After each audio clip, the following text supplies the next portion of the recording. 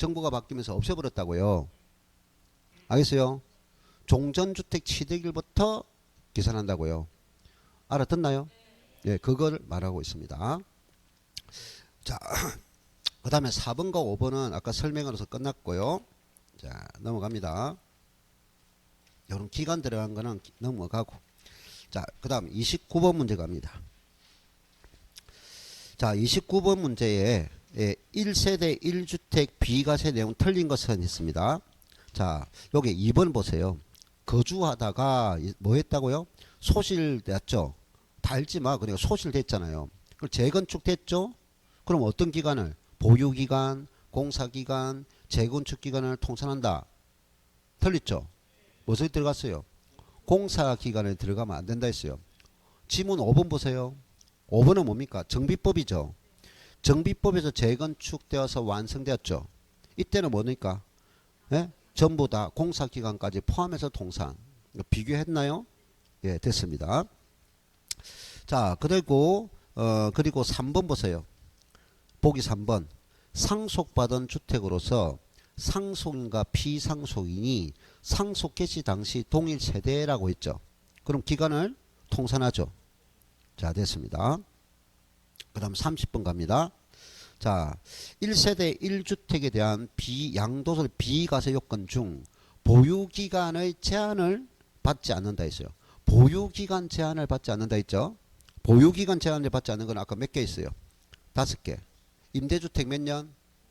이게 들어가 있어야 되는데 임대주택 5년 이상 거주, 임차일부터 양도일까지. 부득이한 사유는 1년 이상 거주, 수용은 보유 거주 관계없고. 되나요? 국외로 이민 가거나 국외로 출근은 보유기간 관계없고 거주기간 관계없어. 단 출국 후 몇 년 안에 2년 이내 양도. 그 5가지라요. 그럼 1번은 딱 보니까 뭐야? 임대, 민간 임대 났잖아요. 그러면 두 번째 임차일부터 양도일까지 5년 이상 거주. 맞죠? 그 다음 2번은 해외 이주죠. 그럼 1년 이상 거주 출국이야. 그러면 뭐가? 출국을 해서 몇 년 안에 양도했다고요? 2년 이내 양도. 이게 3년이라 장난친다고. 3년. 2년 이내 양도할 것. 그럼 우리가 왜 3년을 장난칠까 이거를? 일시적 2주택은 3년이 이것도 착각한다고요. 기간들이 명확하라고. 기간들. 자, 그 다음 3번은 뭡니까? 어떤 내용이 있어요? 딱 누르자마자 수용됐죠. 그럼 수용은 보유 거주 관계 없죠.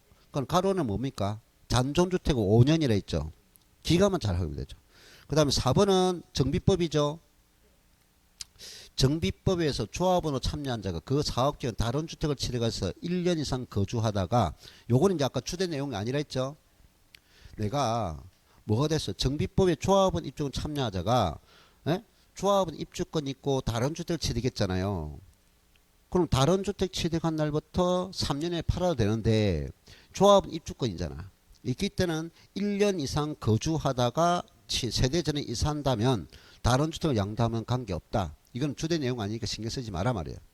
자, 그 다음 5번은요. 취득 후 1년간 거주한 주택을 사업산 행편으로 세대 전원이 다른 식으로 이전했죠. 그럼 뭐 사업산 행편은 아까 부득이한 사유 들어가?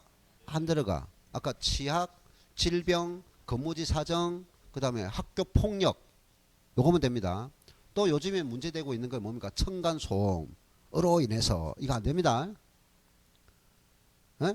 치약, 질병, 근무지 사정, 학교 폭력, 이 4가지만 인정해줘요. 부득이 사유에.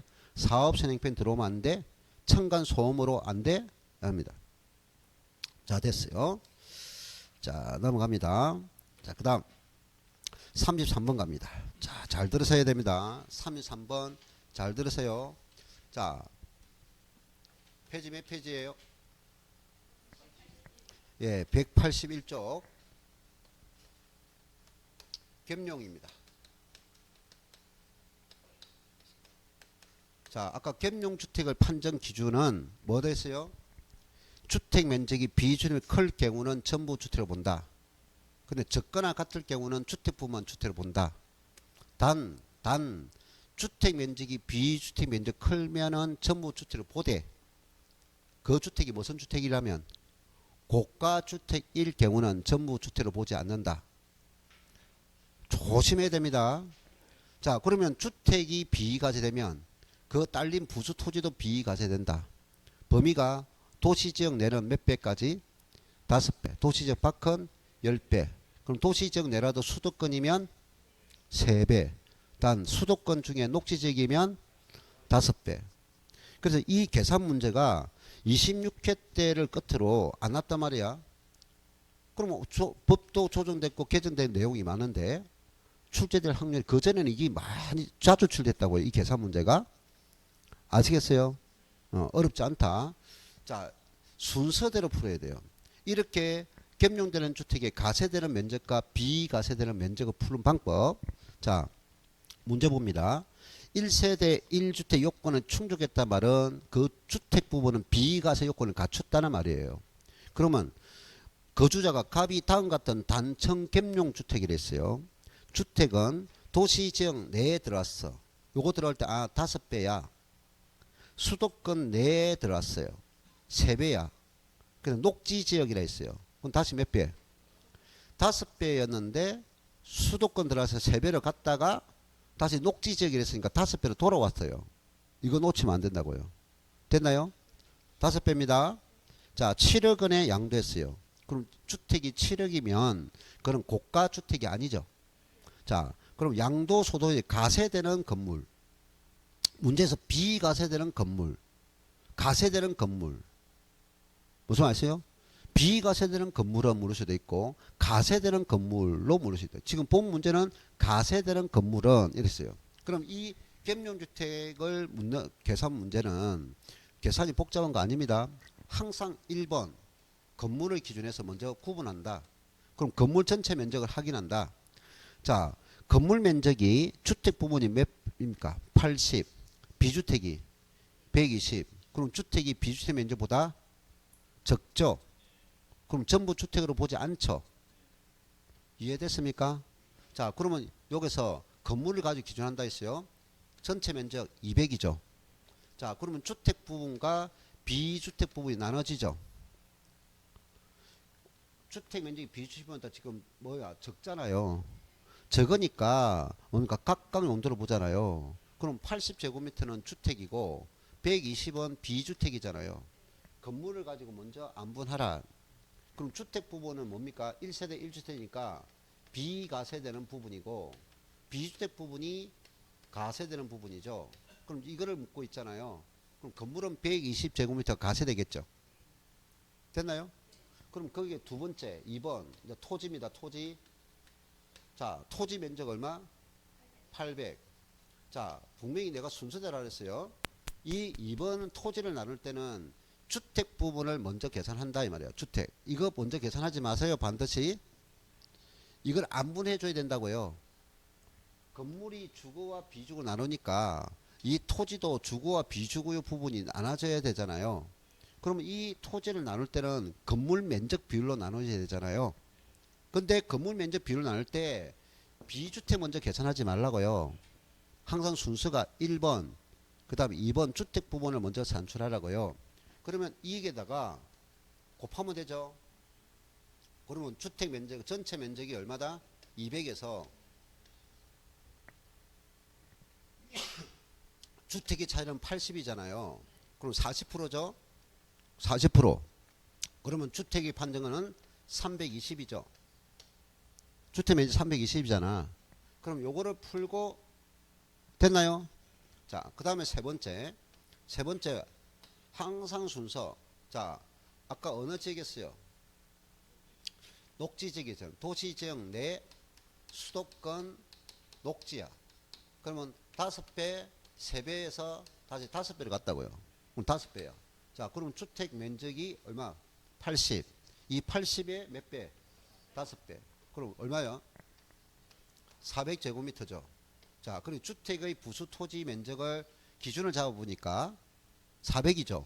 그럼 현재 안분되는 322, 400제곱미터 범위 아니죠. 범위 내잖아요. 그럼 범위 내니까 그대로 요거를 인정하면 되죠. 알겠어요? 범위 내에 400제곱미터 범위 내에 배분됐으니까 주택 부분은 320 되면 되죠. 이해했어요? 그러면 이제 가세되는 부분은 뭡니까? 800에서 320을 여기서 빼라고요. 그럼 빼면은 얼마 돼요?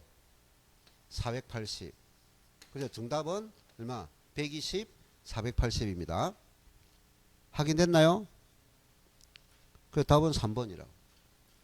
잘 보세요. 자, 문제는 동일한 거. 문제는 동일하게 가겠습니다. 문제는 동일하게 가겠어요. 자, 방금 건물 1번 건물 면적이 있어요. 됐나요? 200이라 했어요.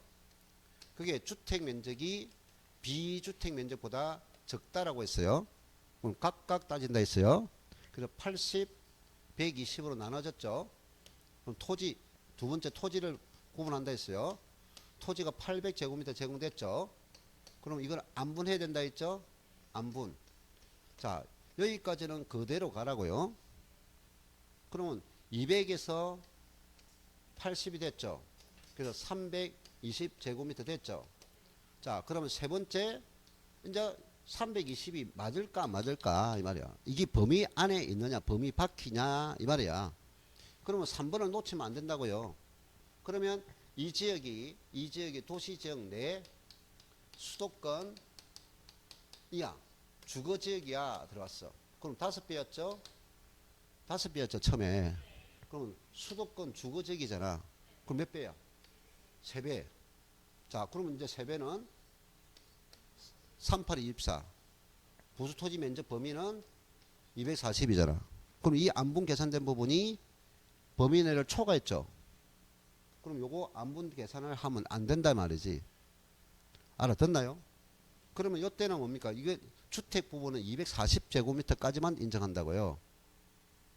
5배하고 3배를 다르잖아요. 그럼 이제 800에서 얼마 빼? 240을 뺀 개념이 된다고요. 그럼 얼마? 560. 알아듣나요? 그 내용은 똑같아도 이 주택의 부수토지 범위가 안분된 것이 뭡니까? 범위 안에 있는지 범위 밖에 초과하는지 이해됐죠? 알아들어요. 자, 갑니다. 잘 들으세요. 자, 건물이 있어요. 건물 됐나요? 건물 면적이 200제곱미터입니다. 자, 그런데 주택 면적이 비주택 면적보다 큽니다. 크다고요. 그럼 주택 면적이 얼마냐? 150제곱미터입니다. 자, 200제곱미터 중에서 주택 면적이 비주택 면적 크다. 그러면 주택 면적이 얼마냐? 150제곱미터입니다. 자, 얼마라고요? 150제곱미터입니다. 자, 그럼 어떻게 해야 돼요? 주택 부분이 얼마예요? 건물 200제곱미터에서 주택 면적이 비주택 면적 크다고요. 그럼 전부 주택으로 보라 했잖아. 입력했나요? 200제곱미터야 비주택 부분 없다고요. 비주택 부분 인정 안 된다고요. 그러면 이제 1번 했죠. 그 다음 2번 토지가 얼마다? 800제곱미터예요. 됐나요? 그러면 800제곱미터를 가지고 하니까 전부 주택이죠. 그럼 토지도 전부 주택이죠. 200분의 200이니까 100이잖아요. 두 번째, 그럼 요것도 200이야? 800이야? 됐나요? 그럼 3번. 3번은 자, 이 지역이 어느 지다? 도시지역 내 수도권. 도시지역 내 하면 몇 배? 5배. 수도권 주거지역 하면 몇 배? 3배. 그럼 도시지역 내 주거지역 수도권 도시지역 내까지만 가면 몇 배? 5배. 그럼 몇 배? 요거 얼마? 250, 1000제곱미터잖아. 그럼 범위 안에 들어오잖아. 800제곱을 다 인정하면 되죠. 비주택 없죠. 그러면 3배 하면 뭐야? 3배 하면은 600이잖아. 600. 그럼 600이 3배 하면 600이야. 그럼 초과되잖아. 그러면 요건 주택은 전부 다 인정되지만 토지는 전부가 아니잖아. 그럼 여기 200이 나오잖아요. 알아듣나요? 자, 똑같은 내용이라 했어요. 자, 건물 면적이 있는데 200제곱미터에서 주택 면적이 150입니다. 됐나요? 네. 그래서 주택 면적이 150이니까 주택이 비주택 면적보다 크죠? 그죠? 그럼 전부 뭐로 본다? 주택으로 봐야 되겠죠? 근데 문제에서 이 주택의 그 양도가액이 15억이다. 얼마라고요? 그럼 뭘 던졌어요? 고가주택이라고. 고가주택. 그럼 고가주택일 때는 클 경우라도 전부 주택을 보지 않는다 이 말이야. 주택부만 주택을 본다 이 말이야. 그럼 150, 50 알겠나요? 그러면 이제 요 두 번째 토지 안분돼 있죠? 그럼 800을 안분해야 되죠?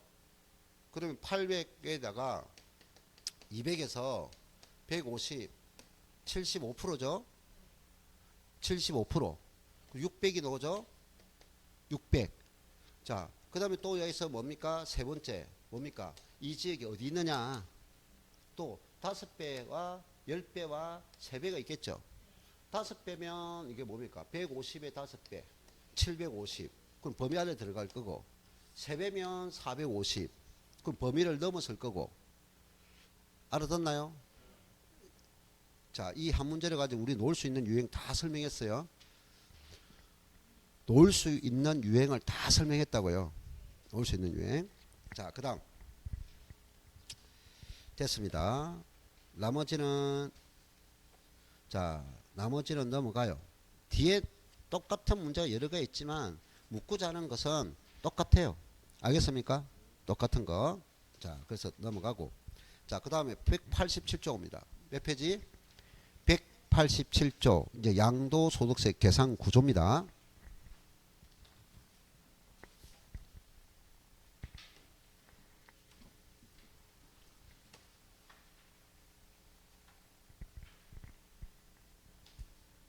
지금 되죠?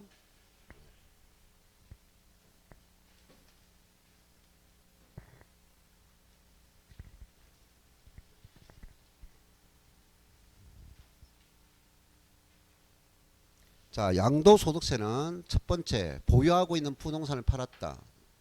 187조. 자, 첫 번째 보유하고 있는 부동산을 팔았다. 무슨 가액이죠? 양도가액이죠. 수익 성격이죠. 그럼 양도가액을 받아내기 위해서 투자 돈 있죠. 필요경비 비용 성격이죠. 자, 이거는 지출한 금액과 지출하지 않은 겁니까? 지출한 돈이죠. 그래서 이거를 뺀 결과 양도가액이 크다면 양도 차익이 나오죠. 자, 양도 차익 다음으로 공제가 뭡니까? 장기 보유 특별 공제죠. 그리고 공제한 결과가 뭐죠? 양도 소득 금액입니다. 양도 소득 금액이죠.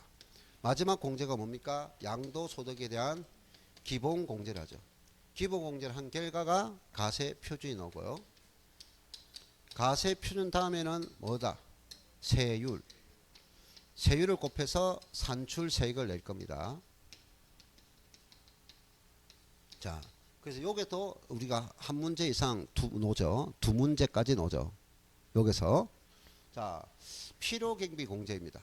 이 필요경비 공제는 내가 이 수익을 받아내기, 양도가액이 수익을 받아내기 위해서 쓴 돈이란 말이야. 그 증거자로 입증돼야 되겠죠. 그러면 어떤 물건을 팔았을 때입니까? 부, 사, 치, 기. 그 다음에 주, 파, 신, 수.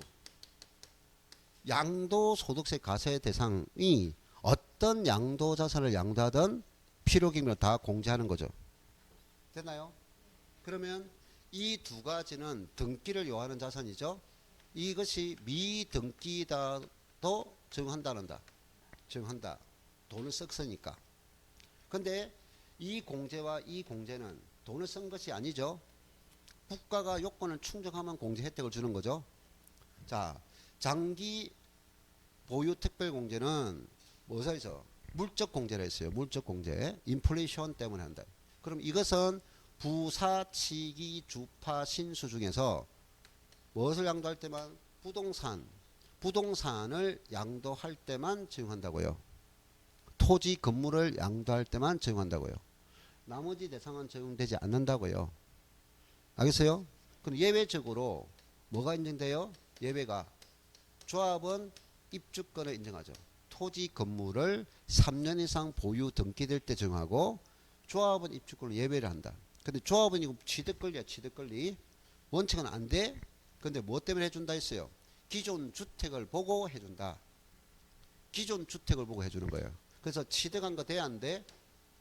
취득한 조합은 입주권은 제외다 이 말이야. 그래서 이거는 모든 양도자산이 아니다 이 말이야. 그 다음에 기본공제는 무슨 성격? 인적 공제라 했죠. 양도자를 보고 공제해 주는 거. 이거는 양도 물건이 인플레이션에 영향을 받는 거입니다. 그럼 기본공제 요거 뭐야? 인적 공제니까 부, 사, 치, 기, 주, 파, 신수. 양도자가 양도를 해서 소득이 발생한 자산은 모두 공제한다고요. 이거는 필요경비 공제, 투자 금액이고, 이거는 장기 보유 특별 물가 상승에 대한 인플레이션 영향을 받는 것만 되는 거고, 요거는 모든 양도자산이 된다. 근데 모든 양도자산이지만, 자, 이게 뭐냐? 등기 요하죠? 이것도 등기를 요하죠? 그러면 이거 미등기 돼야 안 돼? 미등기 될 수 없죠? 등기를 요한 거 이거 미등기 안 되죠? 알겠어요? 이거는 돈을 쓴 것이 아니라고요. 금액이. 이거는 돈을 지출했으니까 미등기도 공제해 주지만 이거는 미등기는 공제받지 못한다고요. 알겠어요? 네, 모든 양자. 그런데 요 인적 공제는 1소득자에 대한 뭐라고요? 우리가 소득세는 한 사람이잖아요. 근데 1소득자에 대한 1가세 기간에 무슨 별로? 우리 양도소득세는 다른 소득에 합산하지 않는다 했잖아요. 근데 양도소득끼리는 또 1년분을 합산해야 된다 했잖아요. 근데 모두 합산한다 아니라 했잖아요. 소득 종류를 구분해서 합산하라 했잖아요. 예? 소득 종류를 구분해서 합산하라. 여기까지가 같은 소득이죠. 요 합산한 금액이라고요. 요게서 250만원 공제한다 이 말이야. 그럼 요거는 요거 소득이잖아요. 주식 합산 소득에서 250만원이고 이거는 파전 상품이라. 파전 상품 소득에서 250. 신탁 수익권에서 250만원이야. 이게 무슨 말이라 했어요, 이거를. 기본 공제는 인적 공제로서 한 사람 1소득자에 대한 1소득자에 대한 1가세기간 1가세기간 언제예요? 1월 1일부터 12월 31일 기간. 요 기간에 무슨 별로? 소득 종류별로 각각 연간 250만원이라고요. 소득 종류별로 각각 연간 250만원이라고요. 끝이야 이게 기본공제 내용. 알겠어요? 기본공제 내용. 그러면 기본공제는 소득 종류별로 각각 250만원이고요. 그럼 우리 같이 기본공제가 양도소득 다음은 있잖아요. 그럼 1년에 여러 번 양도됐다면 이 소득 금액을 산출할 때 무슨 별로? 소득 종류별로 합산해야 된다고요. 다른 소득끼리 합산할 수 없다고요. 그럼 여기서는 마이너스가 됐는데 여기 플러스가 됐어. 소득 종류가 같아 달라요? 다르지. 그럼 이 통산하면 돼, 안 돼? 안 된다 이 말이야. 근데 토지를 양도해서 마이너스가 됐는데 분양권을 양도해서 흑자가 됐어. 통산해야 안 해? 이건 통산하잖아요. 이건 그러니까 기본 상식 개념이잖아요. 이게 같은 소득끼리 통산한다고요. 알겠어요? 이게 기본공제 끝이라고. 기본공제. 그럼 기본공제는 인적 공제이기 때문에 기본공제는 국내 자산도 이렇게 공제하고 국외 양도자산, 거주자의 국외 양도자산에 대해서도 공제를 따로 한다고요. 근데 국외 양도자산 종류가 이 부동산 관계 소득밖에 없어요. 알겠어요? 국내 소득, 국외 소득 따로 한다고요. 근데 장기 보유 특별 공제는 몇 년 이상 보유하라 했어요? 3년 이상 보유 등기가 돼야 된다 했잖아요. 근데 국내 양도자산은 적용되지만 국외 양도자산은 적용할 수 없다고요. 장기 보유 특별은 뭐만 적용해? 국내 자산은 적용하되 국외 양도자산은 적용하지 않고 기본공제는 국내 자산 따로 국외 자산 따로 모두 공제한다고요. 알겠습니까? 자, 기본 틀 잡고. 자, 그럼 양도소득 가표가 자, 첫 번째 어디 출발한다고요? 보유하고 있는 분을 팔았죠. 양도가 있어 몇 번 공제해요? 3번 공제하죠. 필장기, 필요경비 공제, 장기 보유 특별 공제, 기본 공제를 한 최종적 결과가 뭐다? 가세 표준입니다. 그러면 여기에서 출발해서 공제 한 번을 할 때마다 그 결과가 났죠. 그럼 요 결과는 뭐예요? 방금 양도 차익이고, 자 이거 공제하면은 양도 소득 금액이에요. 세로로 할 줄 알면 가로도 알아야 되죠. 세로나 가로나 양도 소득 금액이죠. 그럼 요거를 이제 했을 때 가세 표준이에요. 그래서 결과 금액이 한 번 공제할 때 그 결과 다음에 공제 결과가 무엇을 용어를 쓰는지 알아야 된다고요. 또 요것을 알아야 된다고요. 그래서 문제, 자 우리가 몇 번이냐, 187쪽에 42번 문제인데요. 소득세법상 국내 자산의 양도시, 국내 자산입니다. 양도소득세의 양도소득금액 계산에서 그 공제 순위가 제일 나중인 것은 물었어요. 네? 그래서 이거 딱 보자. 순간적으로 야 공식 중에서 제일 마지막 공제가 물었으니까 제일 나중 공제니까 기본 공제 하고요. 선생님, 너무 쉬운 문제가 났어요. 어떤 문제인지 한번 봅시다. 그러니까 이거 문제 났어. 내가 속이 트였어 막. 우리 시험지 가져오죠. 시험지 가져온다고요. 3번 너무 쉬운 문제 났어요. 보여주더라고. 근데 뭐 했느냐? 기본문제 처리권 했어. 기초문제 이거 얼마나 속이 썼던지. 소득금액이에요. 소득금액. 가세 표준을 물었다면 기본 공제가 제일 나중인데 소득금액을 물었다고요. 그럼 장보공이에요. 장보공. 알겠습니까? 요거 한 문제고. 또 이제 문제. 자, 조심할까? 알았죠? 자, 두 번째는 아주 쉬운 문제인데 실수하면 안 돼요. 두 번째는 5년 2개월 등기된 지상권을 양도했어요. 지상권 양도 시 있어요. 양도시 가세 표준 순서 계산식으로 맞는 것은 가세 표준식으로 맞는 것은 물었다고요. 그래서 1번 하니까 양도가액에서 났어요. 양도가액에서 필요경비 공제, 그 다음 장기보유 특별공제, 기본공제를 한 결과 가세 표준이다 적혀 있고, 자 2번은 양도가액에서 양도차익 돼 있어요. 양도차익에서 장기보유 특별공제 이꼴 가세 표준이 났고, 3번 양도차익 마이너스 뭐냐 기본공제 이꼴 가세 표준이 나있어요. 됐나요? 어느 게 맞아요? 1번이 맞다고요?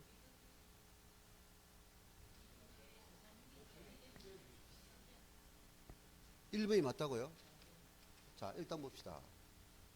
몇 년? 뭘? 지상권.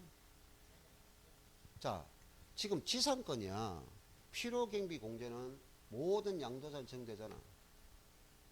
그 다음 두 번째는 장기보유 특별공제는 무엇을 양도할 때도 된다? 뭘 양도할 때면 된다고요? 부동산을 양도할 때 된다고요. 부동산을. 근데 여기서 이제 기간을 주니까 이 보유기간 3년 이상이구나. 되구나. 해가 동그라미 치면 안 된다고요. 양도 물건이 토지 건물이 아니라고. 지상권이라고. 이거는 이 재원 대상이 아니라고요. 기본 공제는 인적 공제니까 모든 양도사선 되고 등기가 됐죠. 된다고. 그럼 뭐가 됩니까? 3번이라고요. 3번. 장보공 자체가 들어가면 안 된다고요. 아시겠어요? 안 되는 거. 알겠어요? 네. 이 내용. 그래서 요거는 모든 양도자는 됩니다. 이거는 부동산을 양도할 때 됩니다. 알겠어요?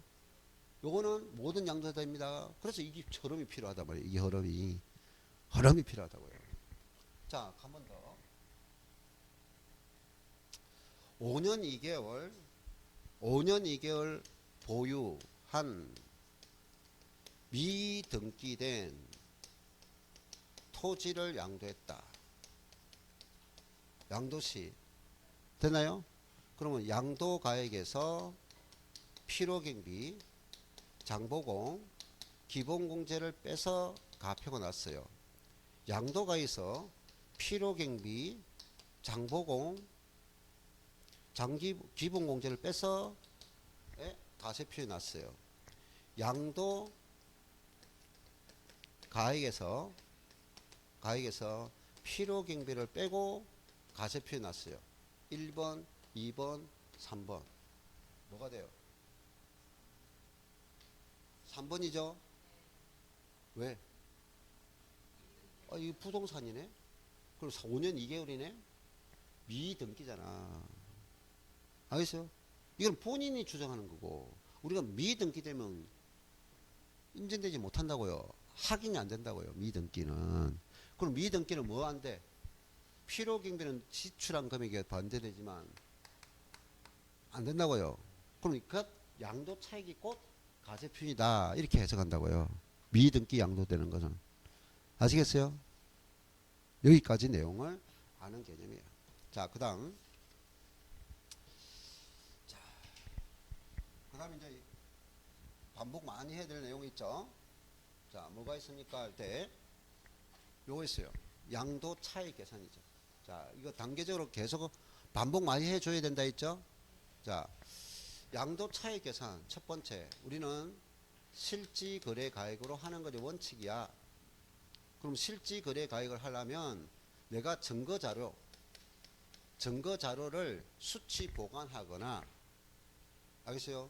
그럼 수치 보관하지 않는다면 금융기관에 통해서 금융거래 비용을 입증해야만이 실가가 된다. 그럼 두 번째, 그러면 실지거래 입증하지 못하면, 요 실가를 확인하지 못하면 뭐 한다? 국가가 정해준 추계바액을 써야 된다. 그러면 요 양도가액의 추계와 취득가액의 추계를 맞게 설명했는지 묻죠. 첫 번째는 뭐 한다? 매매사례가액을 하고, 매매사례가액을 모른다면 감정가액을 하고, 감정을 모른다면 한산가액이라고요. 근데 한산가액까지가 추계라고요. 그러면 이 추계가액은 실지거래가액에 준하는 가액이라고요. 이 추계가 실지거래를 모르기 때문에 실지거래가액으로 인정하는 준하는 가격이라고요. 그게 추계라고요. 그러면 요것이 양도가액을 실가로 했다면 취득가액도 실가로 해야 된다. 양도가액을 실가나 추계가액을 했다면 취득가액도 추계가액을 해야 된다. 그럼 이것을 모르면 최종적으로 이제 뭐냐? 국가가 공시한 기준시가해야 된다. 그럼 양도가액을 기준시가로 했다면 취득가액도 기준시가야 된다. 동일 가액 기준이다. 근데 여기서 이 2번에서 정리 잘해야죠. 여기 정리할 것이 복잡한 것이 아니라 정리할 것이 많죠. 첫 번째, 한산가액은 한산 취득가액이라 하지. 양도가액 할 수 없고 취득가액만 증하는 거죠. 첫 번째. 그러면 이 한산가액은 어디서 가져오는 겁니까? 내가 부동산을 팔아서 이익이 생겼다면 이 양도가액 속에 원가가 이익이 포함되어 있죠. 이익이 생겨진 거 계산하잖아요, 지금. 그러니까 요 양도가액 속에 원가가 있고 이익이 있으니까 요 양도가액에서 가져온다 했죠. 그래서 한산가액은 어디서 계산한다? 양도가액에서 국가가 공시하는 원가율을 반영한다. 그러면 원가율은 분모가 뭡니까?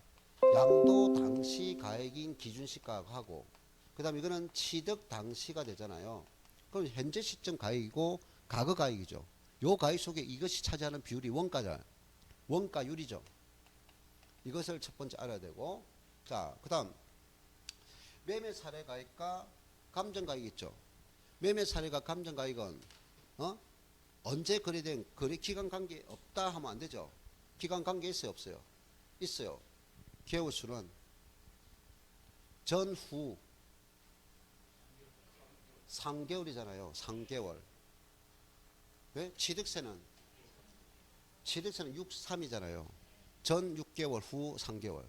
양도소득은 무조건 3개월. 그 다음에 또 체크하는 거 세 번째. 감정가액은 둘 이상의 감정평가에 맡겨야 신뢰성이 있겠죠. 그럼 하나에 맡길 수도 있다, 없다? 있다. 그때는 기준 시가가 얼마일 때? 10억 이하일 때. 그럼 묻고자 하는 거는 이거라고요. 어? 일단 순서 아느냐? 뭘 하는지 아느냐? 한상가액은 어떻게 결산을 하고 정해줬느냐? 그 다음 이 매매사례가 감정가액은 다른 사람이 그런 거잖아요. 기간 제한이 얼마 있느냐? 감정평가는 원래 둘 이상이 되는데 하나를 할 때는 어떤 기준을 제시하고 있느냐? 이걸 묻는 거죠. 그래서 지금 이 내용에 의해서 지금 1번, 2번은 양도 차익을 계산할 때 어떤 가액으로 하라 이 말이에요. 실지 거래가 해야 되는 걸 원칙이지만 그때는 모르면 추계 방법을 쓰고 추계도 안 되면 기준시가에 하세요라고 정해진 거예요. 자, 그럼 우리는 결과적으로 이제 필요경비 이 필요경비 산출이 뭐 한다면 실지 거래 가액 할 때는 실지 거래는 방금 뭐가 제시된다고 했어요. 증거 자료를 수치 보관하거나 아니면 수치 보관하지 못할 때는 금융거래 비용으로 입증을 할 경우에 된다.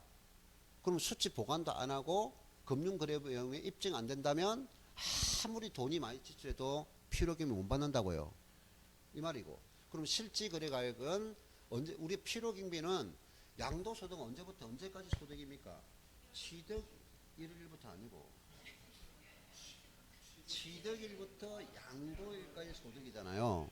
그러니까 그 취득일 양도일까지 소득에서 들어온 수입은 양도가액이 들어온 거고 그 양도가액을 받아서 쓴 돈이 취득일부터 양도일까지 쓴 돈이잖아요. 그래서 취득 당시 쓴 돈이 뭐다? 취득가액 성격이 있고 부동을 보유하는 동안에 쓴 돈이 자본적 지출 성격이 있고 양도할 때 쓴 돈이 양도비 성격이야. 이것이 필요경비다 이 말이에요. 지출한 금액은. 그런데 방금 이 취득가액을 할 수 없어서 무슨 가액으로 했다? 추계가액으로 했을 때는 이것은 자본출을 양도비는 내 실제로 지출한 비용이죠. 그럼 이거는 추계를 했죠. 그럼 자본적 지출과 양도비를 여기 더하면 된다 안 된다? 안 된다고 했죠. 이거를 취득가액을 자기 물건 가액 안 했잖아요. 추계했잖아요. 그 추계가액이 뭐였어요 방금? 매매사례 가액, 감정가액, 한상가액으로 했잖아요. 그럼 이거는 이 물건인데 이거를 더하면 안 된다고요. 이거를 대체했으면 이거를 X로 대체했으면 이것도 대체를 해야 된다고요. 이거를 그러니까 추계니까 추계라는 건 법률상의 주어진 내용이잖아요. 그럼 어떤 걸 해야 돼요? 플러스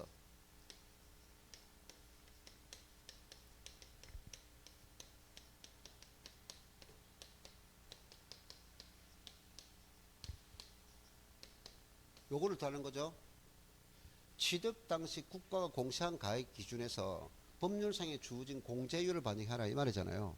이 공제율은 뭐 몇 프로? 7%, 7%도 있고 3%도 있고 1%도 있고 0.3%도 있다고요.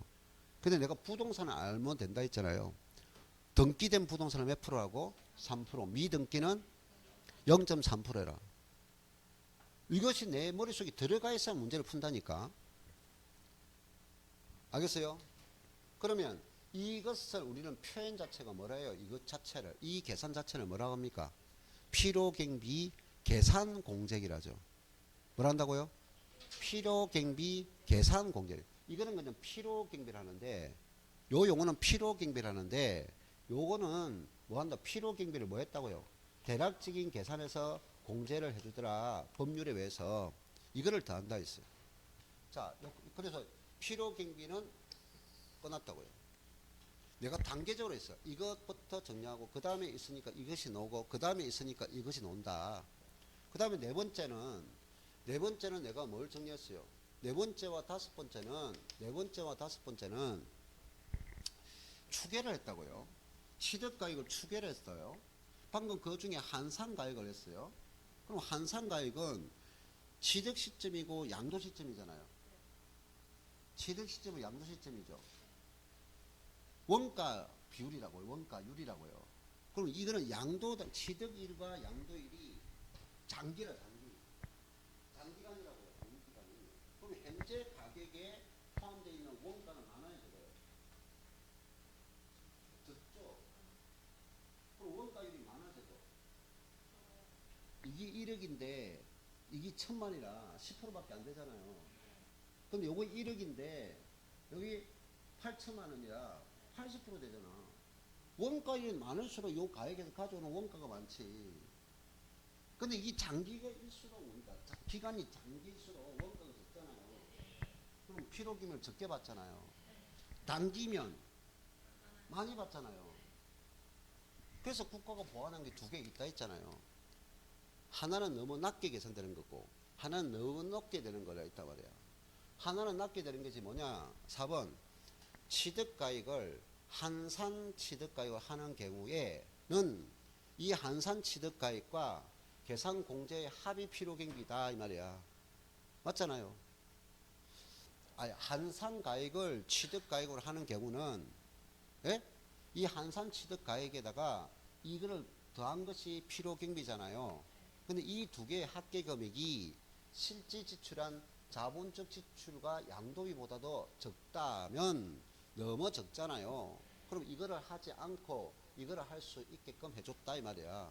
이게 첫 번째 개념이고 또 하나는 너무 많이 되는 거야. 그래서 이거 두 번째는 이거 뭐냐? 건물을 뭐 했다? 신축하거나 정축한 건축물을 그 놈을 몇 년을 팔아서 5년 이내에 양도하면서 취득가액을 실지거래가액 해야 되는데 그 취득가액을 실지거래가액으로 하지 않았단 말이야.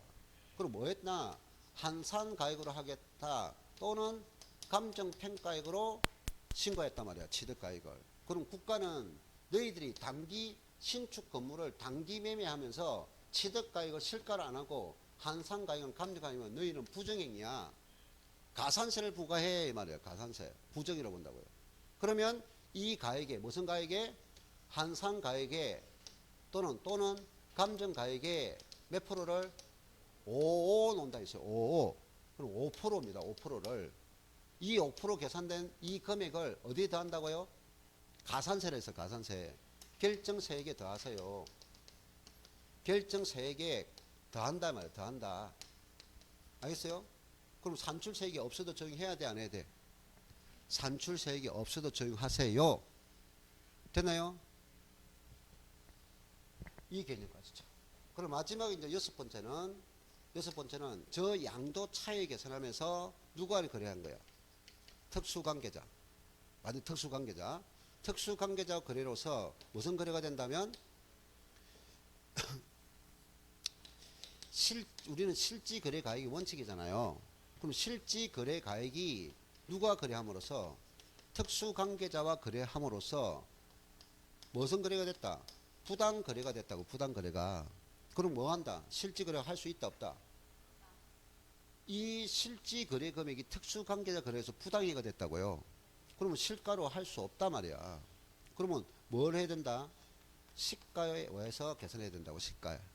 그러면 이 부당행위란 기준이 있어요 없어요? 법적 기준이 있죠. 그거 암기하고 있느냐? 내용을 파악하고 있느냐? 3, 5라고 있잖아요. 3, 5. 3이 뭐죠? 3억 이상이죠. 5는 뭐죠? 시가의 5% 이상이죠. 3억 이상 또는 5% 이상. 이거 암기해야 답을 지문을 읽고서 판단할 수 있죠. 이 기준이 취득세와 같아야 달라요. 같잖아요. 이거는 같다 했잖아요. 취득세와. 부당행위의 그 차이 금액은 3, 5 기준이 같다 했잖아요. 3억 이상이거나 5% 이상이죠. 이것이 무슨 내용이다? 양도 차익을 계산할 때 어떻게 기준을 해서 하라는 기준이었죠. 자, 그런데 우리 주된 내용이 이제 뭡니까? 주된 내용이 실지거래가액이잖아요. 그럼 실지거래할 때 실제로 지출은 취득가액은 어떤 성격을 하고 자본치는 어떤 것들이 있고 양도비는 어떤 게 있느냐. 자, 이제 실가죠. 자, 그러면 실지거래가액에서는 실지거래가액 할 때 우리가 취득가액으로 인정하는 것 중에는 내 물건을 취득할 때 들어간 모든 비용을 다 포함하는데 그 중에 우리가 뭐가 됩니까? 취득과 관련된 세금이죠. 취득 관련 세금을 포함하는 거예요. 취득 세금. 됐나요? 그럼 보유세는 들어가면 돼? 안 돼? 안 되죠. 취득 관련 세금은 포함하라. 그 다음에 각종 전문가 비용 다 포함하는 거죠. 여기서 두 가지 조심해 주면 된다 했어요. 두 가지. 하나는 뭡니까? 상속세, 증여세는 안 된다 했어요. 상속세와 증여세는 안 된다 했어요. 그럼 요거로 끝나는 게 아니라 증여세 중에서 무슨 가세? 2월 가세 시 증여되는 이거는 포함하는 거죠. 자, 또 하나는 뭐였어요? 우리는 실지거래가액은 입증돼야 되는데 이거는 세금은 국가를 상대로 했기 때문에 납세 증명서가 없어도 인정한다라고 했어요. 그 다음 두 번째 약정이자죠. 약정이자. 약정이자라는 것은 계약이잖아. 계약. 그럼 매수자가 매도자에게 지급되는 이자라고요. 할부니까 할부이자 들어갈 거고 연부단위라면 연부이자 들어갈 거고 취득대금을 10년 후에 5년 후에 한 건을 주겠다면 그 시세 차익 있죠. 현재 가치 할인 차금 다 이자라고요. 이자 다 포함돼 이 말이에요. 안 되는 거 두 개 있다고요. 뭐가 있다? 연체 이자 안 된다 있죠. 일반 대출 이자 안 된다 있죠. 예. 그 다음에 취득할 때 내가 소유권을 얻기 위해서 소유권 확보를 위해서 소송 비용 포함해야 안 돼? 포함하죠. 포함해야 되죠. 자, 근데 요 중에서 우리가 뭡니까? 네 번째가 중요하죠. 뭐 이중으로 공제하면 돼? 안 돼? 이중 공제하면 안 돼요. 그럼 이중 공제 이미 공제됐다는 표현이 뭡니까? 필요경비에 산입되었다. 그럼 이미 필요경비 산입되었다. 그 금액은 공제받았다 이 말이야. 그럼 취득가액에서 뭐 한다? 제외. 취득가액 포함하지 않는다. 취득가액 제외한다. 취득가액 공제한다. 딱 답은 정해져 있는 거예요. 지문들이 막 있죠. 필요경비에 뭐 됐다? 산입되었다. 이 말 넣으면 아, 이 비용 처리되었구나. 그럼 이 비용 처리된 만큼 취득가에서 포함하지 않는다 해야 된다고요. 이게 취득가에서 포인트라고요. 취득가액의 지출에서 포인트가 이거밖에 없다고요. 자, 그 다음에 자본출이 있어. 자본지출. 자본적 지출과 반대되는 개념이 뭡니까? 수의적 지출이라고요. 현상유지, 능률유지를 가져오는 지출은 안 된다고요. 그리고 자본출은 그 지출의 효과가 사용기간을 연장하는 거, 내용연체를 연장하거나 가치를 증가시키는 내용이라고요. 됐나요? 개량, 용도 변경, 쓸모없는 걸 다시 복구하는 데 들은 비용, 도로를 개설하니까 토지 가치 높아지죠. 토지에 도로를 개설하면 토지 가치 높아지죠. 그 다음 각종 부담금인데 우리가 부담금은 원래 가태료인데 이거는 우리 부담금이라는 말을 쓰는 거는 가태료 성격의 부담금도 있지만 아니세요? 가태료 성격이 아닌 부담금도 있다 이 말이야. 그럼 앞에 뭐죠? 재건축 부담금. 재건축하면 부담금 가치 높아져요. 재건축해야 되니까 너희들도 부담해 이 말이야. 알겠어요? 재건축, 재개발, 수익자 부담금 다 이익을 가져오는 거잖아요. 그러니까 부담금 다 포함하면 되죠. 토지 위에 있는 쓸모없는 건물이 있는데 그 장애물을 철거했다. 철거 비용이 들어갔죠. 그럼 부도한 가치 올렸죠. 암기 개념이 하나도 없어요. 자본치는. 안 읽었으니까. 읽으면 가치 증감을 가져왔다는 걸 알 수 있죠. 알겠어요? 다른 건 장난 안 친다. 양도비. 양도라니까 우리가 뭡니까? 세무사 비용 들어가죠. 수수료 들어가죠. 그것들을 가지고 장난치는 건 아니죠. 근데 여기서 양도비는 또 두 개만 알면 된다 했죠. 조심할 거는. 우리가 토지를 구입할 때는 나의 의사에 관계없이 무엇을 칠 겁니까? 토지개발채권 사겠죠. 주택 구입할 때는 국민주택 사겠죠. 그 구입 비용은 만기가 되면 받는다 했죠. 취득세도 이 내용 그대로 있잖아요. 그럼 이걸 만기 전에 팔았어. 그럼 손실이 발생하잖아요. 근데 그 손실분을 전액 인정한다? 어? 매수자가 관계없이 전액 인정한다? 하면 안 되잖아요. 채권은 원칙이 어느 기관의 매각을 원칙한다? 금융기관의 매각을 원칙한다. 그럼 금융기관이 아닌 자에게 팔 경우는 당일날에 금융기관의 매각 시 한도 금액을 한다. 그 외에는 없다고요. 그 다음 우리가 뭡니까? 내가 가진 부동산을 팔려고 하는데 세입자가 들어와 있어. 세입자가 안 나가야 되는데. 그래서 우리가 세입자를 꼬셔가지고 나가게 만들었다. 비용이 발생했다. 그래서 내가 가진 부동산을 매수자에게 원활하게 전달해 주면서 예? 양도자가 지금 맹도 비용이 있단 말이야. 그 맹도 비용도 포함하라 이 말이야. 됐나요? 내가 포인트 둔 거를 빨리빨리 눈도장 찍고 가면 이분은 지문을 막 적어놨지만 실제 쓸 데 없는 말이야. 그냥 포인트만 찍어서 보면 된다 이 말이야. 알겠어요? 그럼 이거 요까지가 양도 차익에 대한 내용이다 이 말이야. 요 내용이 시간 걸리고 이거와 장보험과 기본공과 세율은 어렵지 않다고요. 알겠습니까? 자, 마지막 시간에 이 부분 마무리 짓겠습니다. 잠시 있다 보죠.